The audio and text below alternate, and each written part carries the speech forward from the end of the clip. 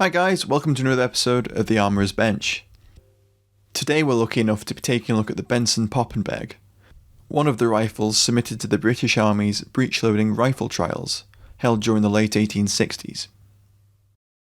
In 1864 during the Danish-Prussian War, and again in 1866 during the Austro-Prussian War, Prussia's Dreise needle rifles played a vital tactical role in the course of the war, and as a result, the major powers of Europe began to scramble to replace their muzzle-loading rifles. In 1865, the British Army began to seriously look for a breech-loading replacement for their Enfield 1853 pattern rifle muskets. The British Army set up a special committee to examine breech-loading rifle designs and began to explore retrofitting Britain's muzzle-loading 1853 pattern Enfields with a breech-loading cartridge conversion. Alongside this interim solution, they also began looking for a dedicated breech-loading rifle, designed from the ground up. The rifle we're looking at today was submitted to the second part of the trials, attempting to find a dedicated breech-loading rifle. Designed by Johann von der Poppenburg, a Birmingham-based engineer, this rifle used a horizontally sliding breech block. But before we discuss this rifle, we need to talk about Poppenburg's earlier work. In 1865, Poppenburg submitted another rifle design to the initial round of testing. His first rifle used a needle fire action, like the Dreise, but had a hinged charge chamber. Poppenburg patented this design in February 1865, with an American patent following in October. It was evaluated along with 24 others during the initial phase of testing. The rifle was described as being based on Poppenburg's principle, but was made, or at least submitted, by Messrs. Benson & Co. Both Benson and Poppenburg were based in Birmingham, which at the time was Britain's leading centre for small arms manufacture. Poppenburg's patent described a system with a charge chamber, which could be loaded with either loose powder and a projectile, ignited by a percussion cap, or with a paper cartridge, which was detonated when pierced by a needle. It was the latter, more modern option that was chosen for submission to the British trials. The submitted design used a needle fire action, which ignited the paper cartridge by piercing through the paper and powder to ignite a copper cap in the base of the projectile. Poppenburg patented this cartridge design in April 1865. The action was hinged to the right, with a hollow breech chamber swinging out to allow a cartridge to be loaded. The unit cost to produce these rifles, for quantities over 5,000, was estimated at £3 per rifle. The breech-loading rifle committee were largely unimpressed by the rifles submitted, and selected only 4 to progress. Poppenburg's design was not included. The needle fire action and hinged breech of Poppenburg's entry, according to the trials report, proved to be too complicated and liable to accident for a military arm.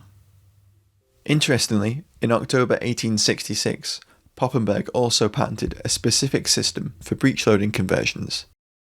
The system used a vertically hinged breech block which locked using a rack and pinion system attached to a lever. It doesn't appear that this system was tested by the trials committee. This action may have been designed following the failure of his more complex system, and Britain's adoption of the brass-cased .577 round. This was the last patent granted solely under Poppenburg's name, and lapsed, becoming void in October 1869. Subsequent patents were granted jointly between Poppenburg and John Solomons Benson, a Birmingham merchant and commercial agent. This may have been due to the cost of applying for and maintaining patents. In the 1860s, patents could cost over £45 for just 3 years of protection. Today, that's the equivalent of over £5,000, or nearly $7,000. It may be that Benson provided the financial backing for Poppenburg's work. At the time, this wasn't an uncommon arrangement.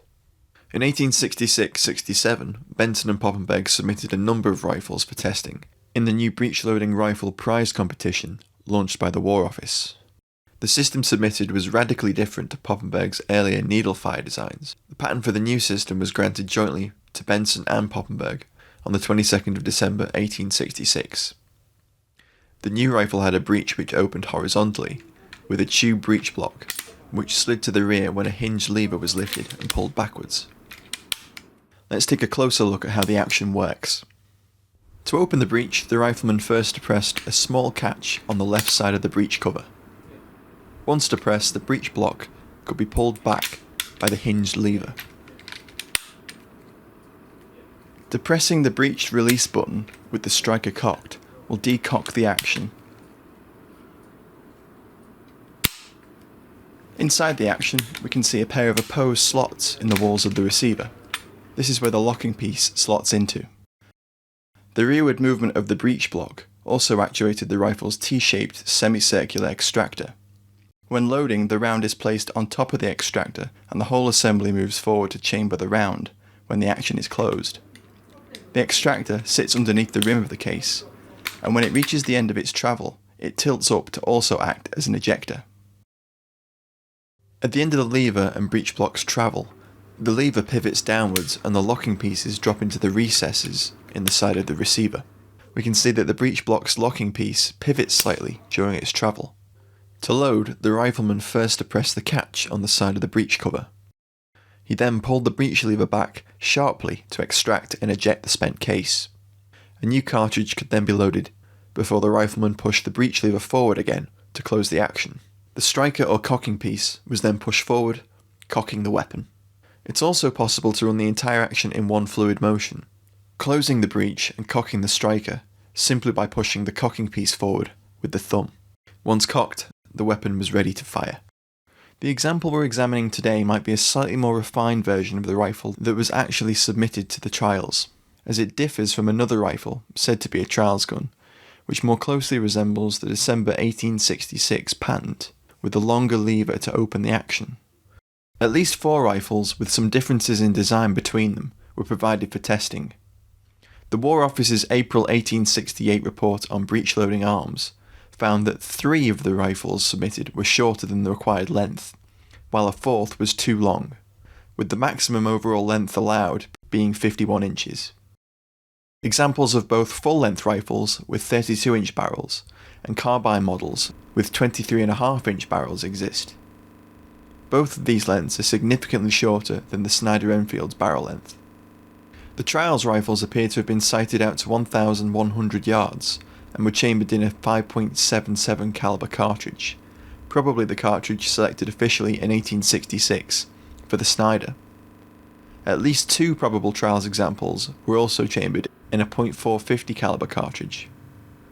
The Benson-Poppenburg was unsuccessful during the trials, being rejected from both the prize competition and the breech action selection trials, with the committee's report stating that despite the rifles having several good ideas embodied in their breech action, they appear to have been hastily manufactured and the inventions are as yet in an incomplete state. The specific reasons given for this were that the rifles were of unsatisfactory overall lengths. It seems they were submitted in a rush and in an incomplete state, with the report also noting that the extractors on 2 of the rifles submitted destroyed cartridges during extraction, probably by ripping the base from the case body. The committee's report explained that the rifle's rejection from the separate breech action selection trials was due to issues of dirt and sand entering the action and preventing it from closing, even causing misfires. They also noted that the working of the breech mechanism was slow. The British Army's extensive trials eventually resulted in the selection of Jacob Snyder's breech mechanism, adopted in April 1866 to convert the existing patent 1853 rifle muskets. The second part of the trials, seeking a dedicated breech loader, selected Friedrich von Martini's action and Alexander Henry's barrel, which when combined as the Martini Henry was formally adopted in March 1871.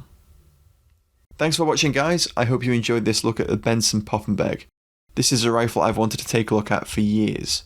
So special thanks to my friends at the Hayes Collection for letting us examine the rifle, and my thanks to David Minchell over at the Research Press for his help researching Poppenburg's numerous patents.